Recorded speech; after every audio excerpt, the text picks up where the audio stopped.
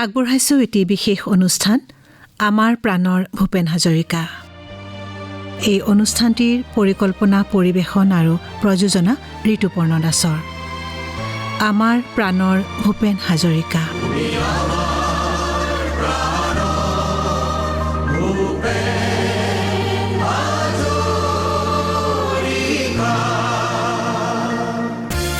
আমাৰ প্ৰাণৰ ভূপেন হাজৰিকাৰ আদৰৰ শ্ৰোতা, আপোনাক নমস্কাৰ। আকাশবাণী গুৱাহাটী কেন্দ্ৰই ইয়াৰ এসময়ৰ কৰ্মী ডক্টৰ ভূপেন হাজৰিকাক সুঁৱৰি পূৰ্বে প্ৰচাৰিত এই অনুষ্ঠান শিল্পী সহকৰ্মীত এখনি আলেখ্য প্ৰচাৰ কৰিছিল। এই আলেখ্যখনিৰ ৰচনা আছিল অজয় কুমাৰ বৰাৰ। সেই আলেখ্যখনি আজিৰ খণ্ডটিত আপোনালোকলৈ বুলি পুনৰ আগবঢ়াব খুজিছোঁ। 1948 চন আকাশবাণী গুৱাহাটীৰ জন্মলগ্নৰ কথা। All India radio' Shillong Guwahati আছিল উত্তৰ পূব ভাৰতৰ প্ৰথম অনাতাঁৰ কেন্দ্ৰ। ইয়াৰ দুটা ষ্টুডিঅ' আছিল, এটা শ্বিলঙত, আনটো গুৱাহাটীত। এটা অনুষ্ঠান গুৱাহাটী ষ্টুডিঅ'ৰ পৰা প্ৰচাৰ হ'লে তাৰ পাছৰ অনুষ্ঠানটো প্ৰচাৰ হৈছিল শ্বিলং ষ্টুডিঅ'ৰ পৰা। প্ৰশাসনিক মূল কাৰ্যালয় আছিল বৰ অসমৰ ৰাজধানী শ্বিলঙত। দুয়োটা স্থানতে আছিল দুটা পৃথক ট্ৰান্সমিটাৰ। তথাপি দুয়োটা ষ্টুডিঅ'ক সংযোগ কৰা হৈছিল টেলিফোন লাইনেৰে। শ্বিলঙৰ ট্ৰান্সমিটাৰটো আছিল সৰু, সেয়েহে শ্বিলং ষ্টুডিঅ'ৰ অনুষ্ঠান কেৱল চহৰৰ শ্ৰোতাইহে শুনিছিল। শ্বিলং চহৰৰ আঁতৰৰ তেতিয়াৰ খাচী আৰু জয়ন্তীয়া জিলাৰ আন আন ঠাইত গুৱাহাটী ষ্টুডিঅ'ৰ অনুষ্ঠানহে শুনা গৈছিল। পাছলৈ গুৱাহাটীৰ জালুকবাৰীত শক্তিশালী ট্ৰান্সমিটাৰ বহুৱাত খাচী আৰু জয়ন্তীয়া বাতৰিৰ বাদে শ্বিলঙৰ পৰা পোনপটীয়া প্ৰচাৰ বন্ধ হৈছিল। টেলিফোন লাইনেৰে পোনে পোনে গুৱাহাটীৰ ষ্টুডিঅ'ৰ যোগেদি অনুষ্ঠান প্ৰচাৰ হৈছিল। লগতে শ্বিলং ষ্টুডিঅ'ত বাণীবন্ধন কৰা অনুষ্ঠানৰ টেপ গুৱাহাটীলৈ পঠিওৱা হৈছিল। গুৱাহাটীত হাই পাৱাৰ ট্ৰান্সমিটাৰ বহুৱাৰ পাছত শ্বিলঙক কেৱল ষ্টুডিঅ' হিচাপে ৰাখি 1953 চনত প্ৰশাসনিক মূল কাৰ্যালয় গুৱাহাটীলৈ অনা হয়। লগে লগে শ্বিলঙৰ পৰা অকনিৰমেল, চেমনীয়াচৰা আদি অনুষ্ঠানবোৰো গুৱাহাটীলৈ স্থানান্তৰিত কৰা হৈছিল। জিলিকাবলুই তৰে পাৰ, জিলিকাবলুই তৰে পাৰ, এন্ধাৰৰ ভেটা ভাঙি প্ৰাগ জ্যোতিষত বয় জেউতি নিজৰাৰে ধাৰ, শত শত বন্তিৰে জ্ঞানৰে দীপালিয়ে জিলিকাবলুই তৰে পাৰ। বৰ্ণাঢ্য গীতমাত আৰু উদাত্ত কণ্ঠস্বৰী যাৰ পৰিচয়। বৰ অসমৰ ভাষা সাহিত্য, কলা সংস্কৃতি আৰু বিজ্ঞান প্ৰযুক্তিবিদ্যাৰ বিকাশ ঘটাই লুইতৰ পাৰ জিলিকাব খোজা সেইগৰাকী কৃতবিদ্য, বিশ্ববন্দিত, প্ৰাতঃস্মৰণীয় আমাৰ শিল্পী সহকৰ্মী হৈছে ভূপেন হাজৰিকা। 1948 চনৰ মে' মাহ অল ইণ্ডিয়া ৰেডিঅ' শ্বিলং গুৱাহাটীৰ কেন্দ্ৰৰ প্ৰগ্ৰাম এছিষ্টেণ্ট পদৰ বাবে শ্বিলঙত পতা সাক্ষাৎকাৰত অস্থায়ী ভিত্তিত 3গৰাকী থলুৱা যুৱকে নিযুক্তি পাইছিল। সেই 3গৰাকী আছিল ফণী তালুকদাৰ, বীৰেন্দ্ৰ কুমাৰ ফুকন আৰু ভূপেন হাজৰিকা। ভূপেন হাজৰিকাই পোনতে যোগদান কৰিছিল শ্বিলঙত 1948 চনৰ 1 জুনত। শ্বিলঙৰে গধূলি সপোন চহৰৰ মৰমী শৰতৰ ৱৰণী সোণালী, শ্বিলঙৰে গধূলি। 1948 চনৰ জুন মাহ কলিকতাৰ পৰা বদলি হৈ অহা অনুষ্ঠান কাৰ্যবাহক নিৰ্মল কুমাৰ চৌধুৰীৰ সৈতে ভূপেন হাজৰিকাই শ্বিলং ষ্টুডিঅ'ৰ সকলো অনুষ্ঠানৰ দায়িত্ব চম্ভালি লৈছিল। পিছে 15 দিনৰ পিছত ভূপেন হাজৰিকাক প্ৰশিক্ষণৰ বাবে দিল্লীলৈ পঠিওৱা হৈছিল। অনাতাঁৰ কেন্দ্ৰত নিযুক্তিৰ বাবে অল ইণ্ডিয়া ৰেডিঅ'ৰ ডাইৰেক্টৰ জেনেৰেলৰ তত্বাৱধানত গঠিত এখন বোৰ্ড আছিল। বোৰ্ডত অসমৰ ডক্টৰ বাণীকান্ত কাকতিও আছিল। 1948 চনৰ 8 আৰু 9 জুলাইত বোৰ্ডে শ্বিলঙত পতা আন এটা সাক্ষাৎকাৰত ভূপেন হাজৰিকাৰ চাকৰি নিয়মীয়া হৈছিল। নিয়মীয়া পদত ভূপেন হাজৰিকাই যোগদান কৰিছিল শ্বিলঙত। প্ৰশিক্ষণৰ সমাপ্তিৰ পাছত আলেখ্য বিভাগৰ পৰিচালনাৰ বাবে ভূপেন হাজৰিকাক বদলি কৰা হৈছিল গুৱাহাটীলৈ। এক সাক্ষাৎকাৰত এই সন্দৰ্ভত ভূপেন হাজৰিকাই কৈছিল, মোৰ ওপৰত অসমৰ অনাতাঁৰ কেন্দ্ৰৰ প্ৰথম সংগীতালেখ্যখন ৰচনাৰ আৰু পৰিৱেশনাৰ দায়িত্ব পৰিছিল। এয়া বৰ সহজ কাম নাছিল। যুগ যুগ ধৰি অসমৰ প্ৰচলিত সুৰীয়া মৌ মিঠা মাতক বিভিন্ন প্ৰতিনিধিত্বমূলক গীত মাতেৰে ৰূপায়িত কৰি মই নাম দিছিলোঁ অসমীৰ মাত। এই বিষয়ে বিভিন্ন ঐতিহাসিক তথ্য পাতি সংগ্ৰহৰ বাবে মই বাৰে বাৰে স্বৰ্গীয় শ্ৰদ্ধেয় বুৰঞ্জীবিদ ডক্টৰ সূৰ্যকুমাৰ ভূঞাৰ ওচৰলৈ লৰি গৈছিলোঁ। মই ইয়াৰ বাবে যথেষ্ট পৰিশ্ৰম কৰিছিলোঁ। অসমীয়া ৰেডিঅ' নাট ৰচনা, সুৰ, সংযোজনা, পৰিচালনা আৰু পৰিৱেশনা গুৱাহাটী শ্বিলং ষ্টেচনৰ পৰা সেই প্ৰথম।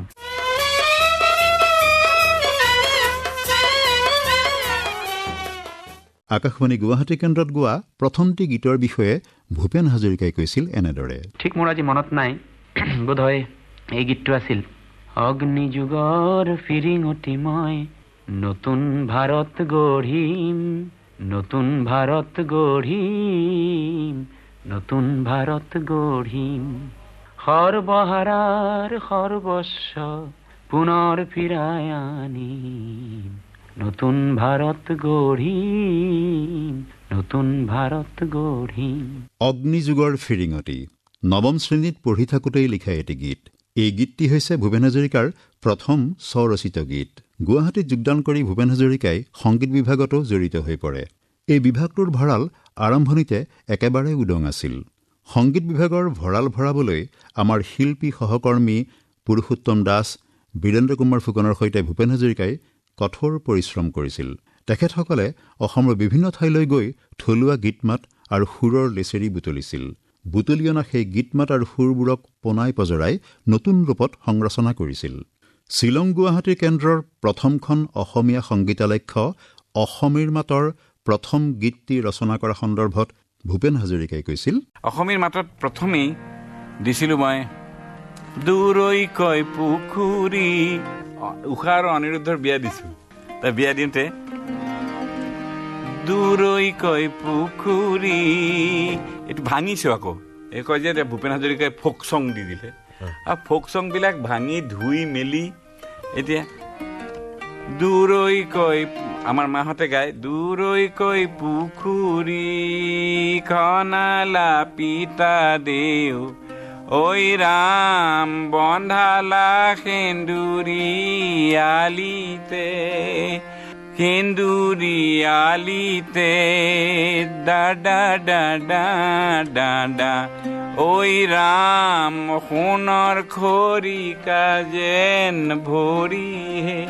এইটো মই যেতিয়া ৰেডিঅ'ত এই চববিলাকতো চাকৰি দিয়া হৈ গৈছে, কোনোবাই পিয়ানো বজায়, কোনোবাই কিবা বজায়, কোনোবাই তানপুৰা বজায়, চববিলাক মতিমিয়াৰ ভায়েক, মতিমিয়াৰ আমুক, ঢাকাৰ আমুক আহি গৈছে। তো তাত দূৰৈকৈ পুখুৰী খনালা পিতা দেউ, ঐ ৰাম বন্ধালা সেন্দুৰী আলিহে, সেন্দুৰী আলিতে চলিব নোৱাৰে, ঐ ৰাম সোণৰ খৰিকা যেন ভৰিহে। এইটো পিয়ৰ ফ'ক চং উঠালোনে? যেনেকৈ আমুক মালিকে তামুক ফতে উল্লাৰ বস্তুটো মাৰে, এইটো মাৰা নহয়। I am giving more life to that folk rhythm. I am giving more life and I am making it universal. And nobody will forget that the origin is Assamese.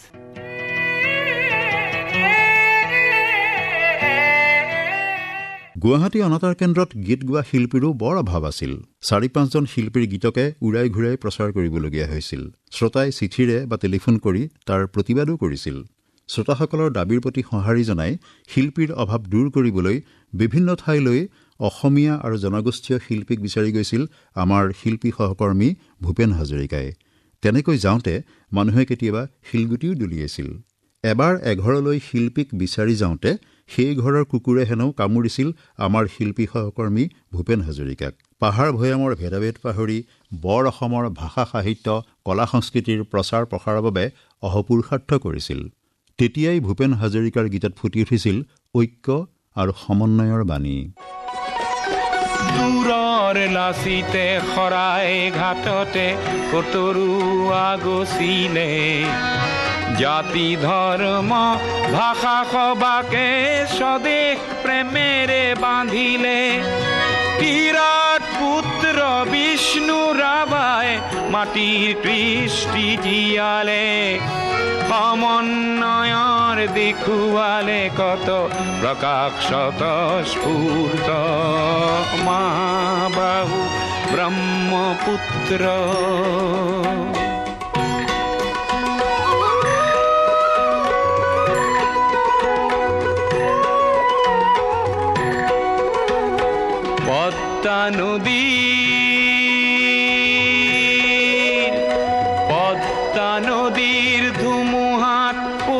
কত শত জন আহিলে লুইতৰ দুয়ো পাৰে কতনা অতিথি আদৰিলে কিছু ল'ব লাগে কিছু দিব লাগে দিন যাবলে হ'লে মিলিব লাগে মিলাব লাগে ৰবীন্দ্ৰনাথেও ক'লে অগ্ৰৱাল জ্যোতিয়ে ইয়াতে জ্যোতিৰ প্ৰপাত বোৱালে অজিন পাতকী খবৰ চক্ৰ জ্যোতিৰে কৰি ব্যৰ্থ মহাবাহু ব্ৰহ্মপুত্ৰ মহামিলনৰ তীৰ্থ কত যুগ ধৰি আহিছে প্ৰকাশী সমন্বয়ৰ অৰ্থ মহাবাহু ব্ৰহ্মপুত্ৰ প্ৰাক স্বাধীনতা আৰু স্বাধীনোত্তৰ কালত অসমৰ সংগীত চৰ্চা কৰা বা গীত লিখা মানুহৰ সংখ্যা আঙুলিৰ মূৰত গণিব পৰা আছিল।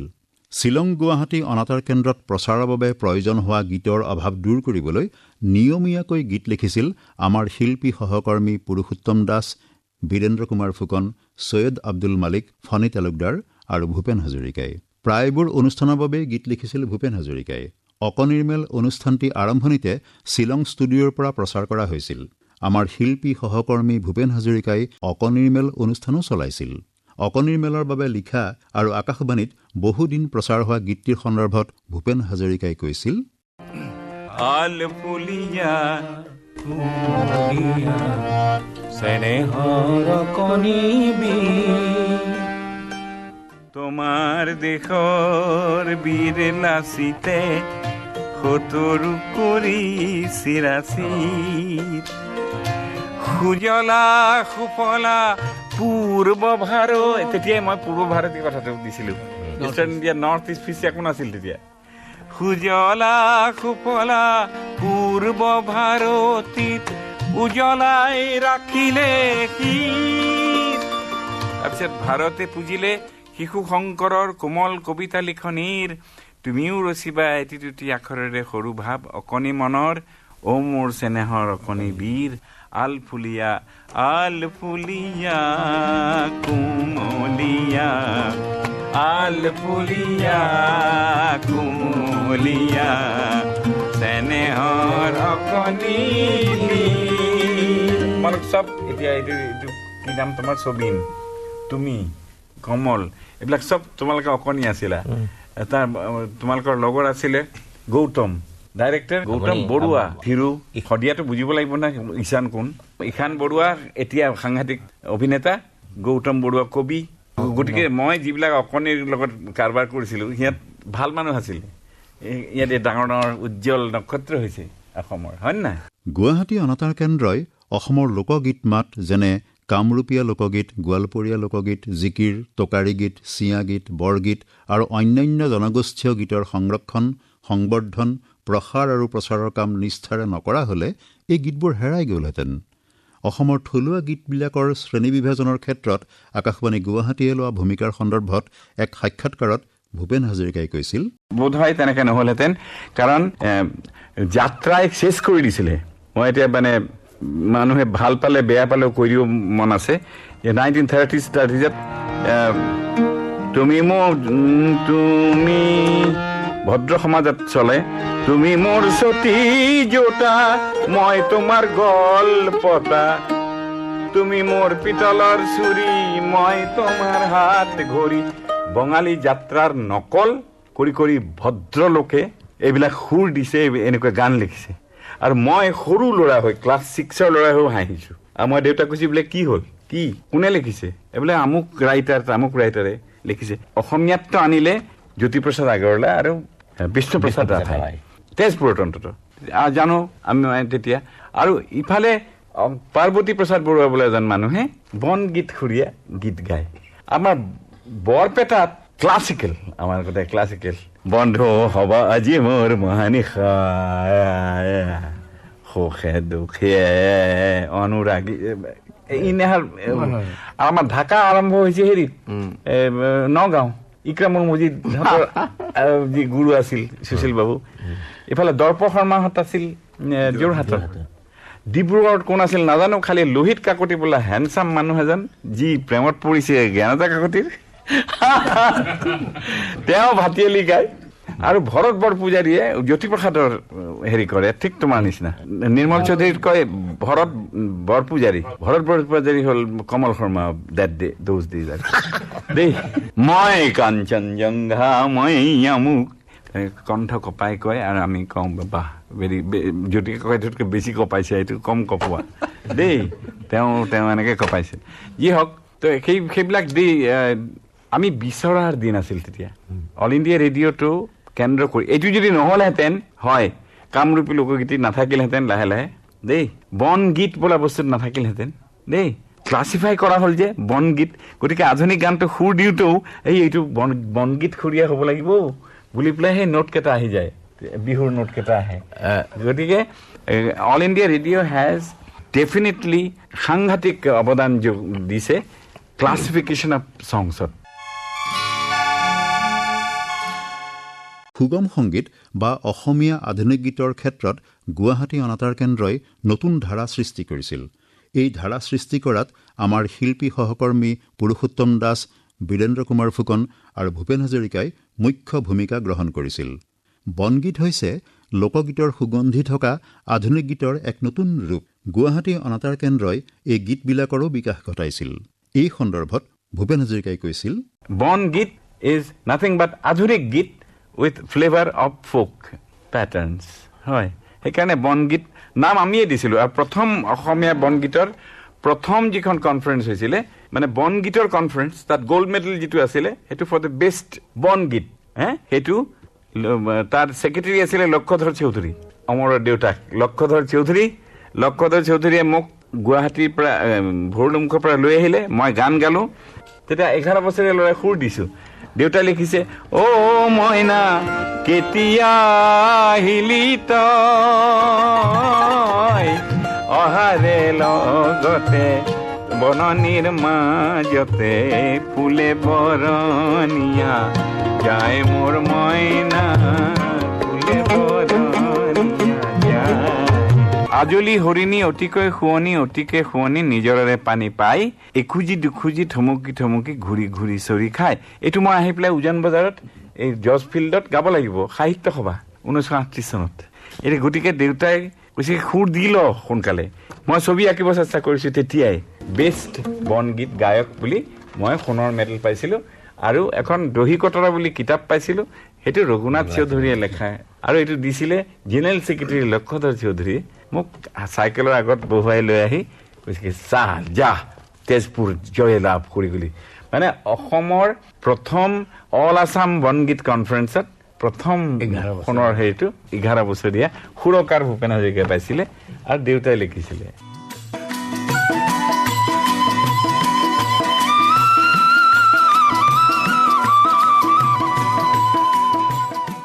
ডক্টৰেট ডিগ্ৰীৰ বাবে অধ্যয়ন কৰিবলৈ আমেৰিকাৰ হাৰ্ভাৰ্ড, কলম্বিয়া অথবা ইয়েল বিশ্ববিদ্যালয়লৈ যোৱাৰ হেঁপাহ আছিল ভূপেন হাজৰিকাৰ। ঘৰুৱা আৰ্থিক অৱস্থাই সেই আশা পূৰ্ণ হোৱাত হেঙাৰ ৰূপে থিয় দিছিল। পিতৃ নীলকান্ত হাজৰিকাৰ সৈতে বৰ অসমৰ তেতিয়াৰ মুখ্যমন্ত্ৰী গোপীনাথ বৰদলৈৰ ঘৰুৱা সম্পৰ্ক আছিল। শ্বিলঙৰ পৰা আহিলে বৰদলৈয়ে গুৱাহাটীত নীলকান্ত হাজৰিকাৰ ঘৰত সোমাই যায়। এনেকৈ আহোঁতে মাতৃ শান্তিপ্ৰিয়া হাজৰিকাই পুত্ৰৰ ইচ্ছাৰ কথা এবাৰ মুখ্যমন্ত্ৰীক কৈছিল। সেই সূত্ৰে ভূপেন হাজৰিকাই ৰাজ্য চৰকাৰলৈ আবেদন কৰিছিল জলপানীৰ বাবে। ভূপেন হাজৰিকাৰ আবেদন মঞ্জুৰ হৈছিল। আনহাতে তেতিয়ালৈকে গুৱাহাটী অনাতাঁৰ কেন্দ্ৰৰ নিয়মীয়া পদত ভূপেন হাজৰিকাৰ এবছৰ সম্পূৰ্ণ হোৱা নাছিল। সেয়েহে ভূপেন হাজৰিকাই ছুটি পোৱা নাছিল। চাকৰি এৰি ভূপেন হাজৰিকাই উৰা মাৰিছিল আমেৰিকালৈ, নিউয়ৰ্কৰ কলম্বিয়া বিশ্ববিদ্যালয়লৈ। এই সন্দৰ্ভত শিল্পী সহকৰ্মী ভূপেন হাজৰিকাই কৈছিল, কলম্বিয়া ইউনিভাৰ্চিটি নিউয়ৰ্ক, তাতে হায়াৰ স্কুল অফ এডুকেশ্যন এটা আছে। গতিকে মই এডুকেশ্যনেল থিচিছ এখন লিখিম বুলি কৈছিলোঁ। সেইটো যে গণসংযোগৰ মাধ্যমবিলাকৰ কি ব্যৱহাৰ হ'ব, 20 বছৰ পিছত কি হ'ব, এইটো মোক ভবাই তুলিছিল ইয়াতো তাতো। ইয়াতে শুনি গৈছোঁ মাছ কমিউনিকেশ্যনৰ বিষয়ে, আৰু মাছ কমিউনিকেশ্যনটো ষ্টাইল হোৱাই নাই, এতিয়া সকলোৱে মাছ কমিউনিকেশ্যন পঢ়িবলৈ যায়। তেতিয়া মই পলিটিকেল ছায়েন্সৰ MA মোক সুধিলে কি পঢ়িব খুজিছা, আমি বিচাৰিছোঁ তুমি ৰেডিঅ' এই অল ইণ্ডিয়া ৰেডিঅ'লৈ আকৌ ঘূৰি আহিলে তেতিয়া তোমাক সেই বিষয়টোত দিম যিটো বিষয়ত তুমি অধ্যয়ন কৰি আহিবা। গতিকে মই এখন পিয়ৰলি এইবাৰ পাছ কৰি গৈনো কি নহ'ব, কি কৰিম, সেইটোৰ প্ৰজেক্ট ৱাইজ মই ঠিক কৰিলোঁ। ধৰা অসমখনকে মই যদি অডিঅ' ভিজুৱেলি পঢ়াব খোজোঁ তেতিয়াহ'লে তাৰ হিষ্ট্ৰী লাগিব নহয়। গতিকে 1917 চনত অসমৰ এছেম্বলিত কোনে মেজিক লেণ্টাৰ্ণ দেখুৱাই পেলাই এনফিলিছ মস্কিটোটো দেখুৱাইছিলে, সেই বক্তৃতাটো বিচাৰিছে। ইয়ালৈ লিখিলোঁ, কোনো কথাই নাই, মানে উত্তৰেই নাই। আৰু নেশ্যনেল লাইব্ৰেৰীত গৈ আমেৰিকাত চব পাইছোঁ। তাত আনকি প্ৰমথেশ বৰুৱাই গুৱাহাটীখন সুন্দৰ কৰাৰ স্পীচটোও পাইছোঁ, বুজিছে নাই? গতিকে মোৰ দৃষ্টিভংগীটোও আছিল গণসংযোগৰ মাধ্যমৰ কি প্ৰভাৱ হয় মানুহৰ মাজত। আমেৰিকাৰ পৰা ঘূৰি আহি গুৱাহাটী বিশ্ববিদ্যালয়ত যোগ দিছিল ভূপেন হাজৰিকাই। মুকলি আকাশৰ তলত মুক্তমনে উৰি ফুৰা বিহংগৰ দৰে আছিল যাযাবৰী শিল্পী ভূপেন হাজৰিকা। সেয়েহে গুৱাহাটী বিশ্ববিদ্যালয়ৰ পৰিধি ভাঙি এদিন ওলাই আহিল মুকলি আকাশলৈ।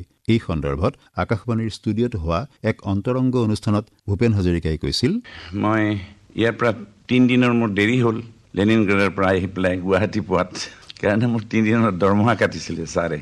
যি দৰমহা দিয়ে প্ৰফেচৰসকলক সেই বিভাগত যি আছিলে 3 দিন কাটিলে, কাৰণ মোৰ 48 দিন হ'ল। আচলতে 3 দিন বেছি হ'ল, কাৰণ মোৰ পইচা নাছিলে এৰোপ্লেনেৰে আহিবলৈ দিল্লীৰ পৰা গুৱাহাটীলৈ। মই ট্ৰেইনত আহিছোঁ, ট্ৰেইনত আহোঁতে 2 দিন দেৰি হ'বই। আৰু দেউতালৈ চিঠিও লিখি পঠিয়াইছিলোঁ, এনেকৈ টেলিগ্ৰাম এখনত দিছিলোঁ যে গৈ পেলাই ইউনিভাৰ্চিটি অথৰিটিক ক'বা মোৰ 3 দিন দেৰি হ'ব। দেউতাই কৈছিল গৈও। তাৰপিছত আহি পেলাই প্ৰথম মাহৰ দৰমহা দিবলৈ যাওঁতে চাওঁ যে 3 দিনৰ দৰমহা কম। কিয় কম এইবিলাক? বোলে নহয় কিবা লিভৰ কিমান ক্লজ নাম্বাৰ আমুকত। মই তাতেই পেলালোঁ আৰু হে প্ৰভু নালাগে। তাৰপিছত কিন্তু মই কি ক'লোহেঁতেন সেইটো মই এৰাপাতৰ সুৰত দিছোঁ। শৈশৱৰ পৰাই ভূপেন হাজৰিকাৰ চিনেমা প্ৰীতি আছিল। 1956 চন গুৱাহাটী বিশ্ববিদ্যালয়ৰ অধ্যাপকৰ চাকৰি এৰাৰ পাছত চিনেমা নিৰ্মাণ কৰাৰ মানসেৰে তেখেত কলিকতাত আছিলগৈ। নিজৰে জীৱনৰ আধাৰত নিৰ্মাণ কৰি উলিয়ালে এখন অসমীয়া চিনেমা এৰাবাটৰ সুৰ।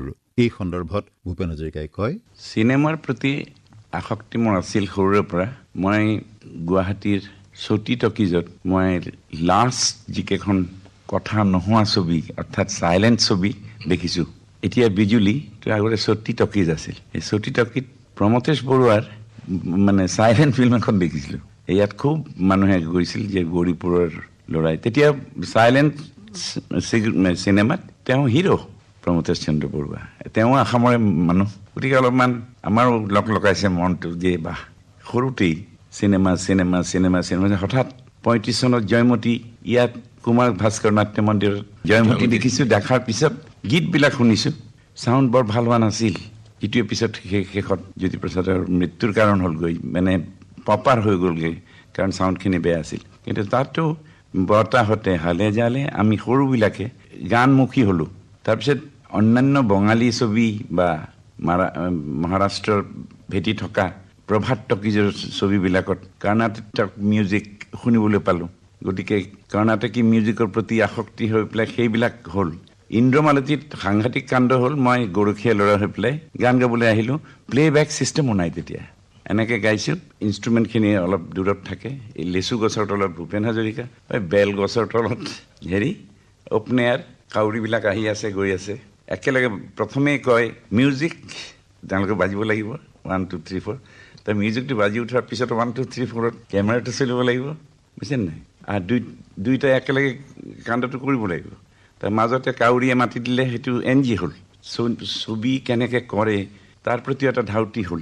ধাউতি হৈ তাৰপিছত 42ত যেতিয়া বেনাৰসলৈ গ'লোঁ, তেতিয়া বিমল ৰয়ৰ উদয়ৰ পথে চোৱাৰ পিছত কথাই বেলেগ হৈ গ'ল। আৰু তেতিয়াই যে ভাল ছবি কৰিব লাগে, ভাল ছবি আৰু ছ'চিয়েল মেছেজ থকা হেৰি তুলিব লাগে। গতিকে তেতিয়াৰ পৰাই ভাবি আছিলোঁ যে ময়ো যদি ছবি এখন কৰোঁ কেতিয়াবা, একেবাৰে কমপ্লিটলি ডিফাৰেণ্ট ধৰণৰ কৰিম।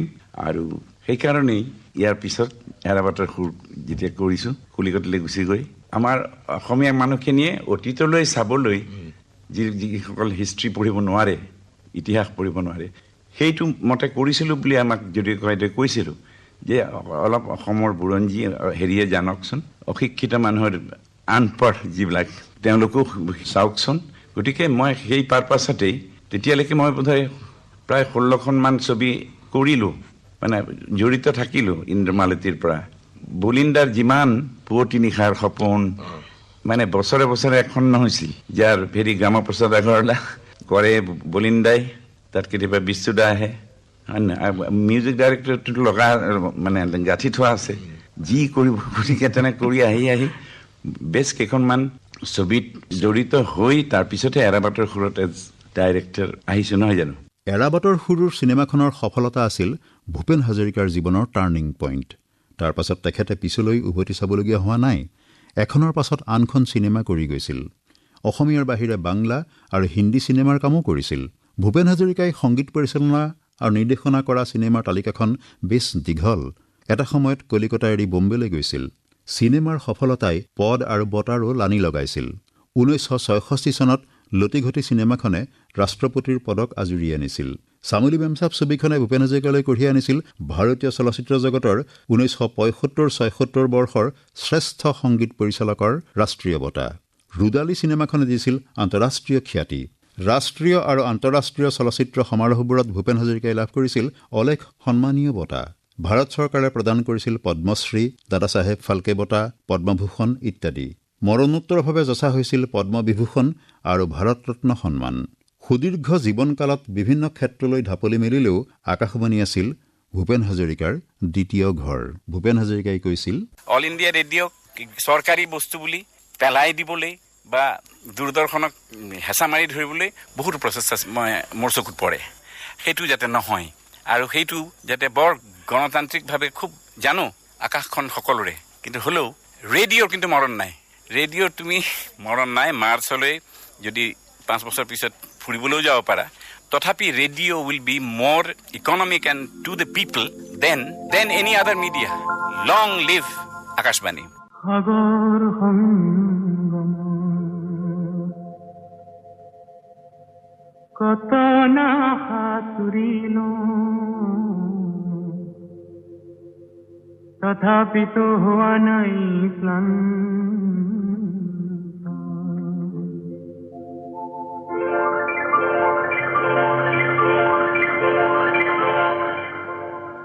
সাগৰ সংগম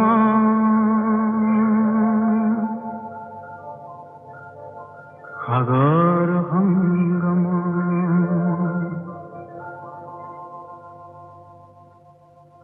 সাগৰ সংগমত কত না সাঁতুৰিলো, তথাপিতো হোৱা নাই ক্লান্ত। তথাপি মনৰ মোৰ প্ৰশান্ত সাগৰৰ উৰ্মিমালায় শান্ত। মনৰ প্ৰশান্ত সাগৰৰ বক্ষত জোৱাৰৰ নাই আজি অন্ত। অজস্ৰ লহৰে নৱ নৱ গতিৰে আনি দিয়ে আশায় ফুৰন্ত। ডক্টৰ ভূপেন হাজৰিকাৰ কৰ্মজীৱনৰ ভেটিত অজয় কুমাৰ বৰাই ৰচনা কৰা আলেখ্যখনিৰ পুনৰ প্ৰচাৰ শুনিলে। আমাৰ প্ৰাণৰ ভূপেন হাজৰিকাৰ আজিৰ খণ্ডটিৰ পৰা বিদায় ল'বৰ সময় হ'ল। এই অনুষ্ঠানৰ শীৰ্ষগীতৰ ৰচনা ৰসানন্দ গগৈৰ, সংগীত উৎপল বৰাৰ। অহা সপ্তাহত পুনৰ লগ পাম। নমস্কাৰ।